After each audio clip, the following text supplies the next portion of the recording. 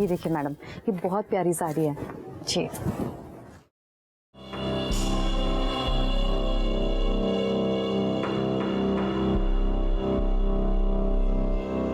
अब पैसे काउंटर पे दे दीजिए।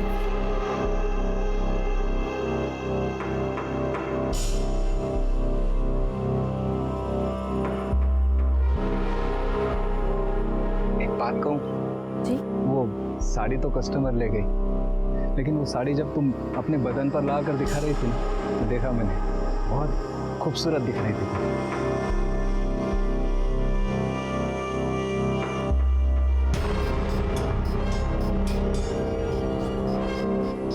वैसे सोचता हूँ वैसी सेम साड़ी तुम्हें एक गिफ्ट दे दूँ, पर अगर मैं तुम्हें साड़ी गिफ्ट दूंगा तो तुम्हें भी तो मुझे कुछ देना पड़ेगा ना, समझ रहे हो ना? पगार भी बढ़ा दूंगा।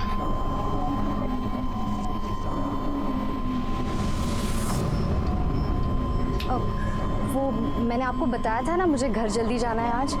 मैं जाऊँ क्या? हाँ हाँ जाओ ना, लेकिन जो मैंने कहा ध्यान में है ना?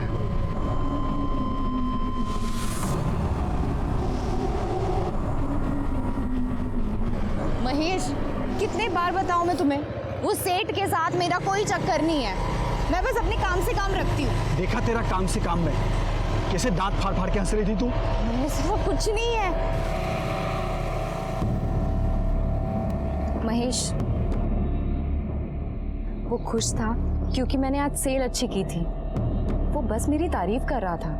देख, तू अगर मेरे को धोखा देगी ना, तो मैं महेश, मैं तुम्हें धोखा क्यों दूंगी? मैं हमेशा तुम्हारे साथ रहूंगी, कहीं छोड़ के नहीं जाऊंगी तुम्हें। सच्ची? हाँ।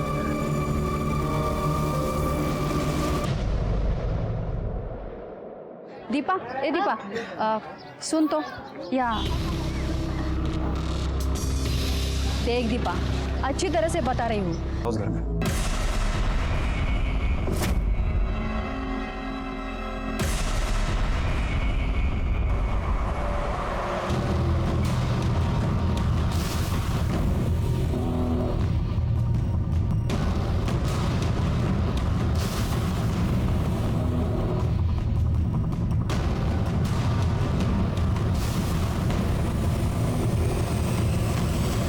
कितनी अच्छी फिल्म थी ना।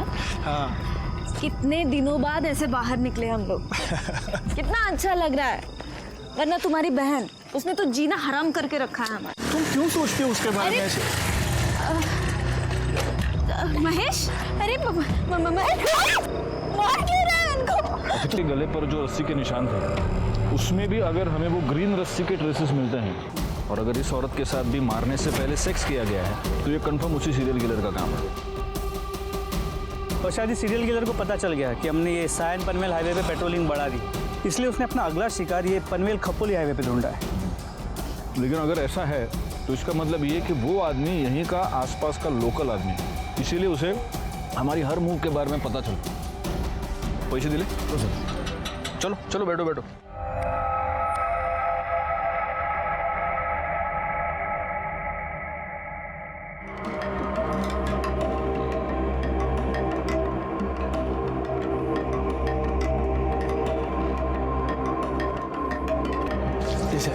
वड़ा पाव महेश, वड़ा पाव।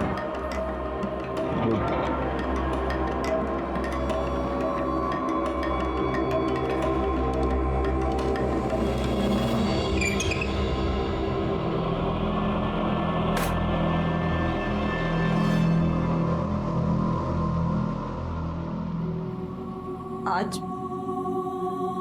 फिर तो किसी को मार दिया। हाँ, सबको मार देगा मैं, सबको मार देगा मैं। बस कर अब, बहुत हो चुका। किसको नहीं छोड़ेगा मैं, सबको खत्म कर देगा मैं। चला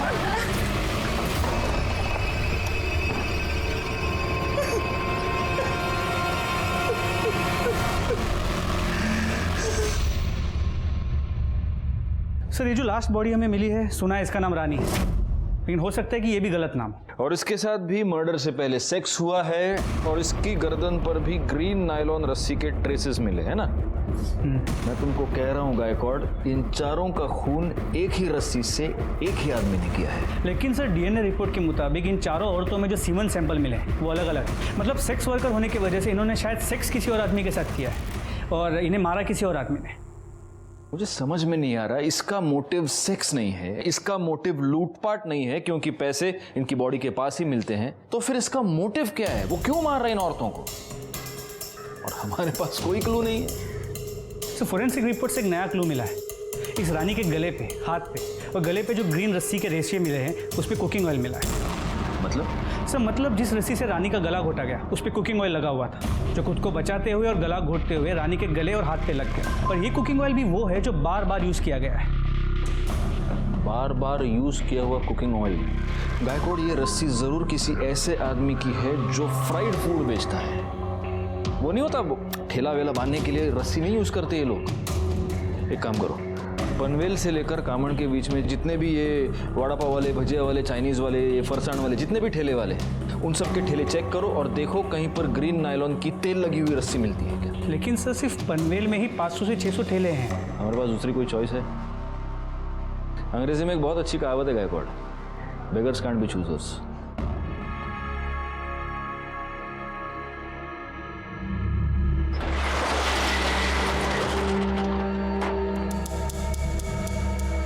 शटर क्यों बंद किया?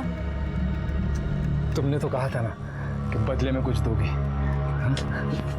तो अब ना मत करना। छोड़ो मेरे हाथ, देखो मेरे को, मैं चिल्लाऊंगी।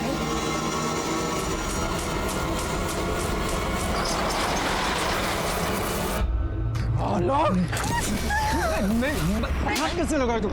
हाथ कैसे लगाए? गलती हो गई, मैं गलती हो गई। मैं छोड़ेगा तेरे को, एकदम करतेगा तेरे को मैं। नहीं होगा वापस। नहीं, छोड़ दो, वापस नहीं करेगा। छोड़ दो। वापस नहीं। क्या धंधा करता है तू निकल बिल्डा। बोला था ना नौकरी करने की जरूरत नहीं है। देखा ना क्या हुआ, जबरदस्ती कर रहा था वो हलकट। अरे तेरे को लाख बार समझाया कि ज्यादा हंसने बोलने का नहीं। प्रॉब्लम सिर्फ उसकी नहीं है, तुम सारे आदमी एक जैसे होते हो। एक अकेली औरत देखी नहीं कि सहारा देने के नाम पे उसका फायदा उठाने की कोशिश करते हो। जिसे देखो वो मेरी लाइफ को कंट्रोल करने में लगा पड़ा है। घर में वो वही नहीं है, दुकान में वो गिरीश और यहाँ तुम। मुझे नहीं रहना है, मैं जा रही हूँ। सुन, तू इतना भड़क काय को रही है? क्या मांगता क्या है तेरे को? बोल, मैं करेगा ना तेरी मदद। बोल, क्या मांगता है तेरे को? तो लगता क्या है मेरा? हम दोनों का रिश्ता क्या है? रिश्ता मांगता है?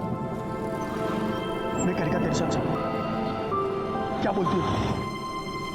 तो सचमुच मेरे साथ शादी करेगा? तू सिर्फ हाँ तो बोल, मैं कभी भी तेरे घर रिश्ता लेकर के आ जाऊंगा। और वो तेरी एडी वही नहीं है ना, वो खुशी के मारे नाच उठेगी कि चलो अच्छा हुआ पीछा छूटा। अरे अब तो हंसो पहुंच लेना। अरे हंसना, अभी करेगा ना मैं तेरे साथ शादी।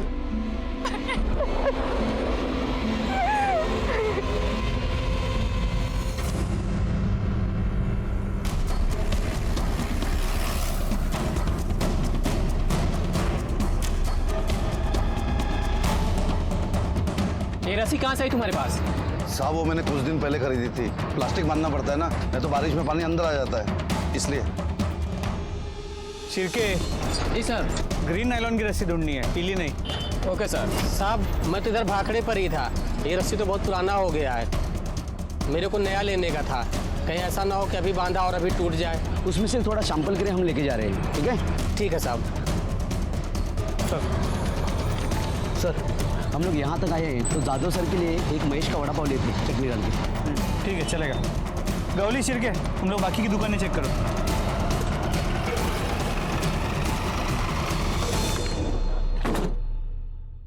सर अच्छी लगती थी वृंदा, तो उसको मारा क्यों? मैंने नहीं मारा साहब उसको, तो जिसने भी मारा होगा ना साहब, उसको नहीं छोड़ूंगा मैं। अच्छा, तो उसका भाई, उसकी भाभी सब झूठ बोल रहे हैं। तू वृंदा को परेशान करता था, उसको धमकी देता था। मैंने वृंदा को धमकी नहीं दी थी साहब। मैंने प्रतीक और दीपा को बोला था कि उसको परेशान ना करें। मैंने तो वृंदा को सिर्फ इतना ही बोला था कि किसी के भी साथ ज्यादा हंसने बोलने का नहीं। अच्छा, क्यों नहीं हंसने बोलने का? मतलब तू कुछ भी कर सकता है, वो कुछ नहीं कर सकती, क्यों?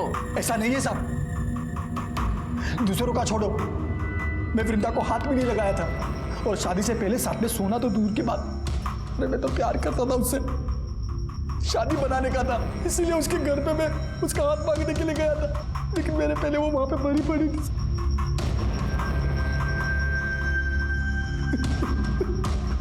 हाथ मांगने गया था? हाँ साहब, करीब 2 बजे के आसपास वृंदा का मेरे को फोन आया था। हाँ हेलो। महेश, आज तुम शाम को 4 बजे घर आ सकते हो? अरे शाम को कैसे आएगा मैं, इधर धंधा कौन संभालेगा? शादी की बात करने के लिए तुम एक दिन जल्दी दुकान बंद नहीं कर सकते? क्या तू मेरे को शादी के लिए बुला रही है? मैं गाड़ी बंद करके घर गया, कपड़ा बदली किया, उसके घर के लिए निकला।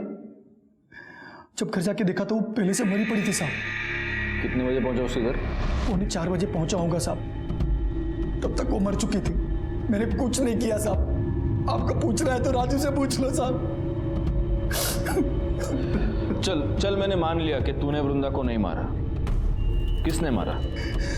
उसके भाई और भाभी ने मारा होगा साहब, क्योंकि उनको लगने लगा था कि वृंदा उन पे बोझ बनती चली जा रही है, और उन दोनों ने भी नहीं मारा होगा ना साहब, तो उस हलकट गिरीश ने मारा होगा उसे।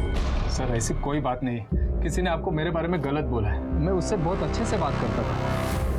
एक अच्छा है, तेरे दुकान में सीसीटीवी है, दिखा, फुटेज दिखा, सब पता चल जाएगा किससे कैसे बात करता है।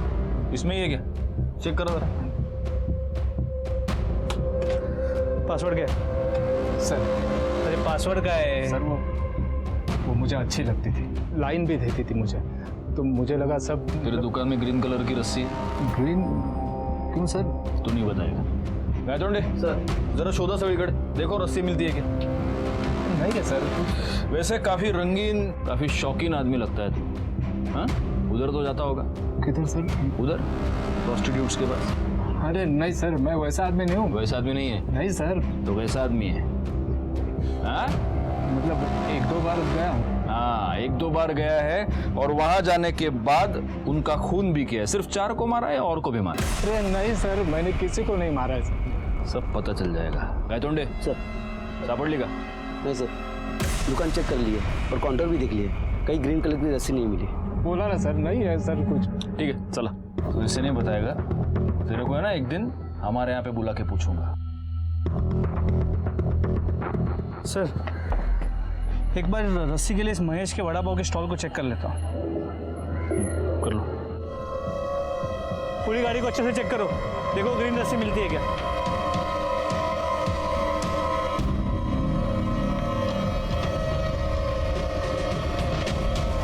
नहीं है सर। सर, वृंदा की पोस्टमार्टम रिपोर्ट, इसके मुताबिक वृंदा के गले पे भी नायलॉन के ग्रीन कलर के रस्सी के ट्रेसेस मिले। मतलब हो सकता है कि ये भी उसी सीरियल किलिंग का हिस्सा हो। लेकिन वृंदा तो प्रोस्टिट्यूट नहीं थी, और उसका मर्डर हाईवे पर नहीं, उसके अपने घर में हुआ है। जी सर। सर, हमने महेश के कॉल रिकॉर्ड्स को चेक किया, वो सच कह रहा है। वृंदा ने उसे 2 बजे फ़ोन किया था, और वृंदा के पोस्टमार्टम रिपोर्ट के मुताबिक उसकी मौत दोपहर 2 और 3:30 के बीच हुई। महेश के मोबाइल लोकेशन के मुताबिक इस दौरान वो अपने घर पे था। महेश अपने घर से 3:30 बजे निकला, और 3:45 बजे वो वृंदा के घर पहुंचा। वृंदा के भाई प्रतीक ने हमें 3:55 को फ़ोन किया था, और हम वहाँ 4:15 बजे पहुंचे। सर, ये सब देखते हुए मुझे लगता नहीं है कि महेश ने वृंदा को मारा होगा। और सर, हमने महेश के वड़ा पाव की गाड़ी को भी चेक किया, वहाँ पे हमें कोई ग्रीन कलर की रस्सी नहीं मिली।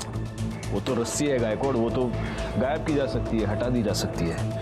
एक काम करो, महेश के साथ वो जो लड़का काम करता है उसको उठाओ, वो हमें बताएगा वहाँ रस्सी थी या नहीं, और अगर थी तो अब कहाँ है। साहब, महेश भाव तो बहुत अच्छे आदमी है साहब, कितना मदद किया, मेरा काम दिया, मेरे को खोल ही दिया इधर मेरे को, मैं उनकी वजह से हूँ यहाँ पर। अरे लेकिन एक बात बता, ये तेरा महेश भाऊ दिमाग से एकदम सटका हुआ आदमी है, कितना गुस्सा आता है उसको। अभी देखना, गुस्से में मार दिया ना वृंदा को। साहब, महेश भाव नहीं मार सकते वृंदा वहीनी को साहब।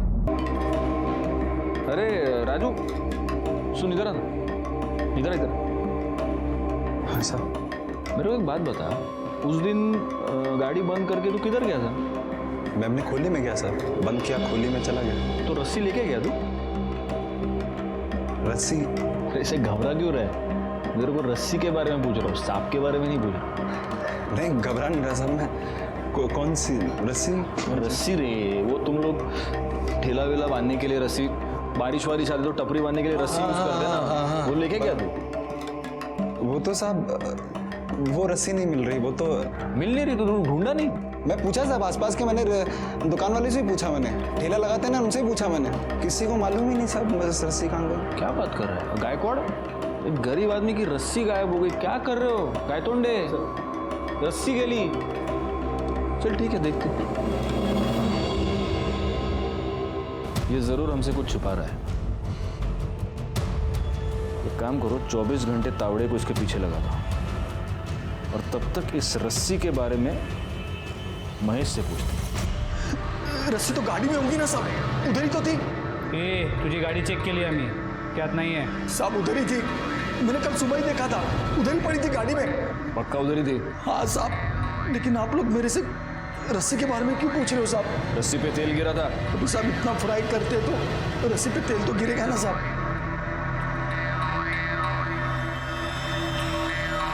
साहब अभी तो आपको पता चल गया ना मैंने कुछ नहीं किया है साहब, फिर तो मेरे को छोड़ दो साहब। और साहब मैंने कुछ नहीं किया है साहब।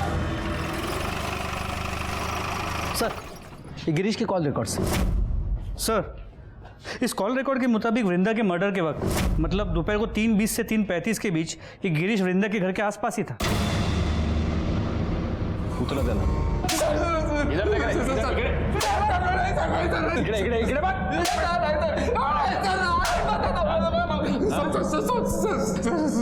सब सच बता रहा हूँ सर। बोल। मैं कल गया था वृंदा के घर सर, उससे माफी मांगने गया था और उसे वापस जॉब के ऑफर देने, क्योंकि वो मुझे अच्छी लगने लगी थी, उसको मिस कर रहा था सर मैं। पर मैं जब उसके घर के पास पहुंचा तो मैंने एक आदमी को वहां से भागते हुए देखा। दरवाजा खुला था सर, जब मैं अंदर गया तो देखा वृंदा जमीन पर मरी पड़ी है। मैं बहुत डर गया था सर, इसीलिए पहले झूठ बोला। सर मिर्ची लेके आओ, मिर्ची। ये अभी मिर्ची खा के ही सच बोलेगा। अरे सर आप मिर्ची क्या, मुझे गोली भी मारेंगे तो मैं यही बोलूंगा सर, क्योंकि यही सच है। तूने किसी को भागते हुए देखा? किसको देखा? हाँ वही आदमी था जिसने तेरे साथ झगड़ा किया था वृंदा के ऊपर से? नहीं सर, कोई दूसरा था। अरे दिखता कैसे था बोलना? सर 24-25 साल का आदमी था, लंबी नाक की पतली दाढ़ी थी सर, दुबला पतला था। ये था? हाँ सर यही था।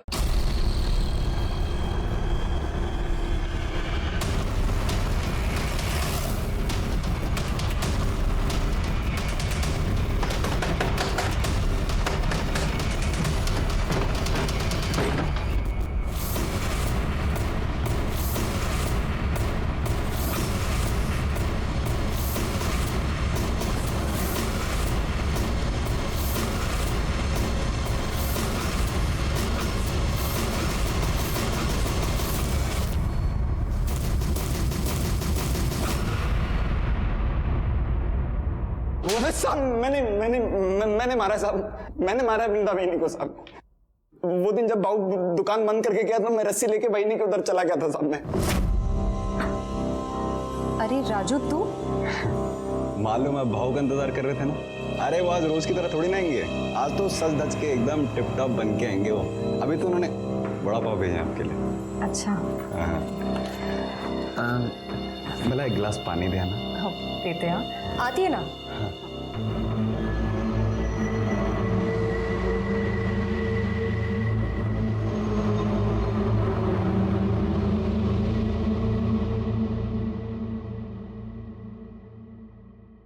अरे ये कहाँ गया?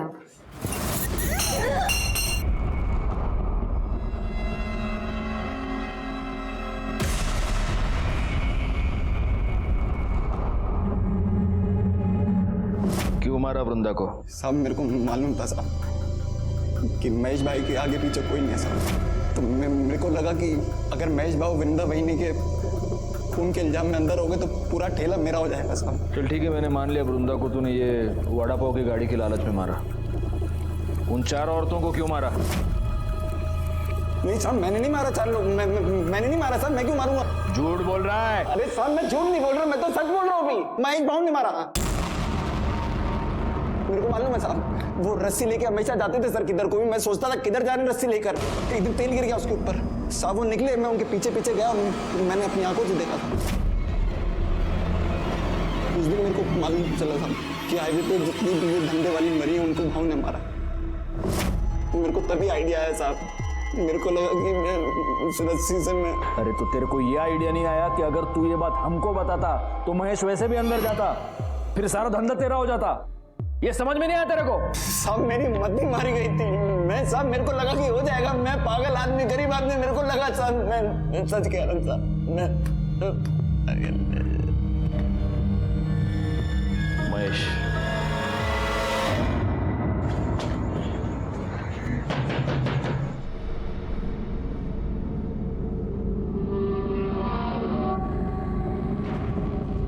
मेरे को मालूम था ये दिन जरूर आएगा, पर महेश कभी मेरी बात सुना ही नहीं।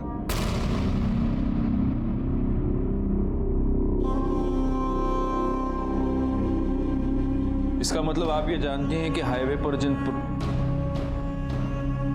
औरतों के खून हो रहे हैं वो आपका बेटा ही कर रहा है। जी साहब। तो आपने ये बात कभी पुलिस को बताई क्यों नहीं? अब बेटा है मेरा, मैं कैसे बता दे?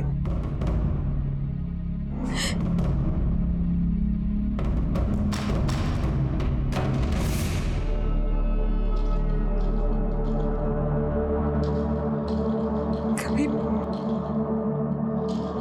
मैं भी इनमें से एक थी। इसको मालूम चल गया, तब से मुझसे नफरत करता है। क्या कर रहा है महेश? सब कुछ मालूम है ना तुझे, फिर क्यों शादी करके उस लड़की की जिंदगी बर्बाद कर रहा है? चुप कर, उसके लिए मैं है, वो तेरी तरह नहीं है, वो मर भी जाएगी ना तब भी खुद को नहीं बेचेगी, और एक तू है। चल जान देना, तू क्या समझेगी साली? तू हमेशा मेरे को बोलता रहता है ना, हाँ?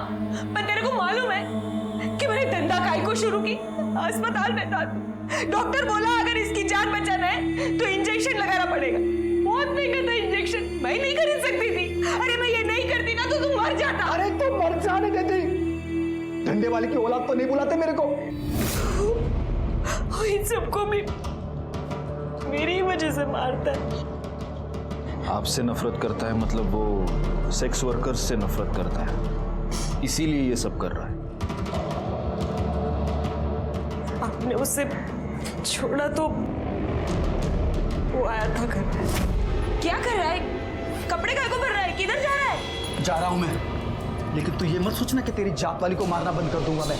जब भी कभी मेरे को लगेगा ना कि पुलिस मेरे तक पहुंचने वाली है तो उससे पहले तेरे को पक्का मारेगा मैं। तू आखिरी होगी। मतलब वो आपको अपनी माँ को मारने आएगा? अगर बोला है तो जरूर आएगा।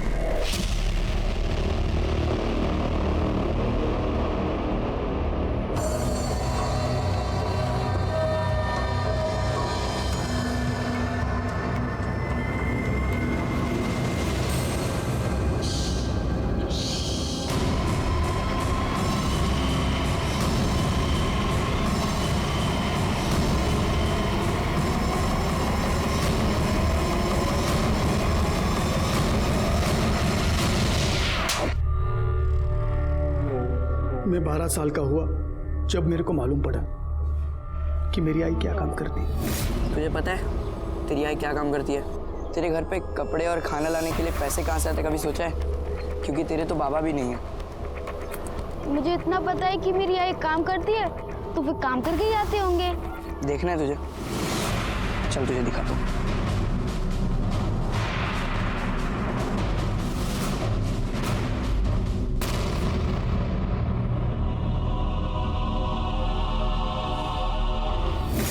फिर सभी धंधे वाली, उनकी पूरी जात से मेरे को नफरत हो गई। मैं सबको खत्म कर देना चाहता था ताकि फिर से कोई बिना बाप के नाम वाला महेश किधर को पैदा ना हो। फिर मेरे को वृंदा मिली, मेरे को लगा सब लोगों की माफी मेरा भी एक नॉर्मल लाइफ हो सकता है। पर राजू ने वो भी खत्म कर दिया।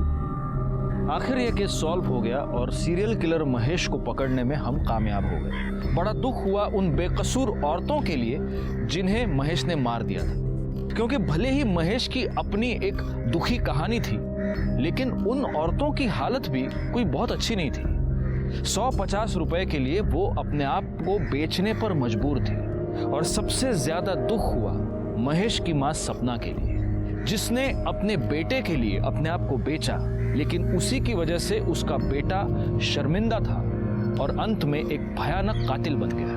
खैर, मैं इंस्पेक्टर राजेश जाधव आपसे विदा लेता हूं। दोबारा मिलूंगा, तब तक सतर्क रहिए और देखते रहिए क्राइम पेट्रोल दस्तक, क्योंकि मकसद